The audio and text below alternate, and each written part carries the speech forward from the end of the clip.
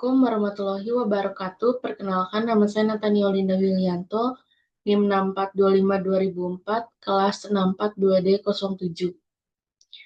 Di sini saya akan membahas artikel mengenai judul Menakar Kesadaran Pajak sebagai Pilar Kedaulatan Ekonomi Indonesia. Pendahuluan. Eksistensi suatu negara dalam menjalankan fungsi pelayanan publik dan pembangunan nasional sangat bergantung pada kemandirian finansialnya. Bagi Indonesia, kemandirian tersebut bukan lagi bersandar pada kekayaan sumber daya alam yang kian menipis, melainkan pada sektor perpajakan. Sebagai instrumen utama dalam anggaran pendapatan dan belanja negara, pajak penyumbang lebih dari 80% total pendapatan negara. Namun di balik angka tersebut, Indonesia masih menghadapi tantangan besar terkait tax ratio atau rasio kepatuhan pajak yang belum optimal jika dibandingkan dengan negara-negara berkembang lainnya di Asia Tenggara. Kesadaran pajak di Indonesia bukan sekadar masalah administrasi, hukum antar negara dan warga negara, melainkan sebuah manifestasi dari kontrak sosial. Secara filosofis, pajak adalah gotong royong berskala nasional, di mana masyarakat yang mampu berkontribusi untuk membiayai fasilitas umum yang dinikmati bersama, mulai dari infrastruktur, subsidi energi, hingga jaminan kesehatan masyarakat melalui BPJS. Namun realitanya, stigma negatif dan kurangnya literasi perpajakan masih menjadi penghambat utama. Artikel ini akan mengulas bagaimana urgensi kesadaran pajak, peran transformasi digital, serta tantangan budaya kepatuhan dalam mendukung visi Indonesia maju. Pajak sebagai tulang punggung pembangunan nasional.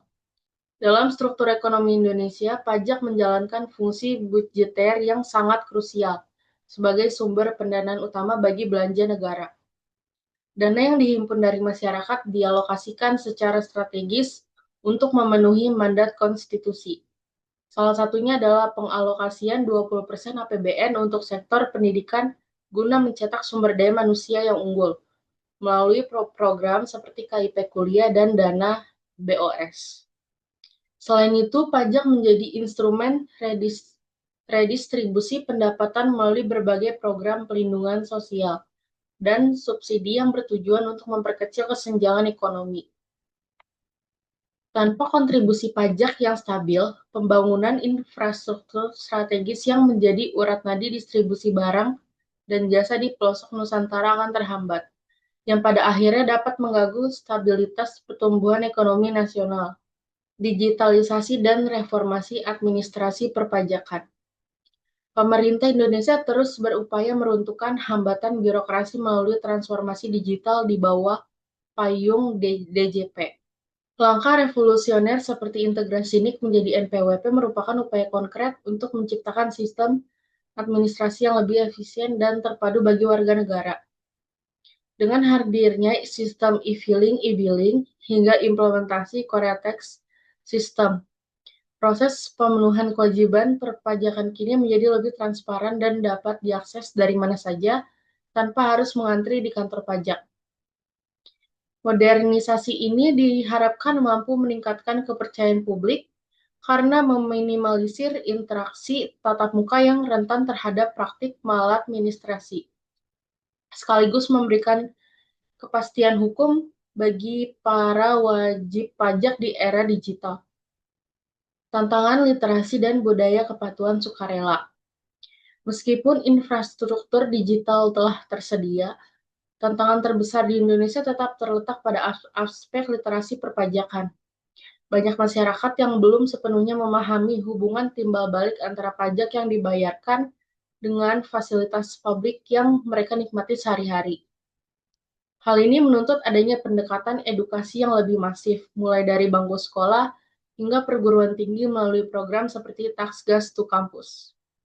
Membangun kepatuhan sukarela memerlukan perubahan paradigma di mana pajak tidak lagi dipandang sebagai pemaksaan oleh negara, melainkan sebagai bentuk partisipasi aktif warga negara dalam menjaga kedaulatan bangsa.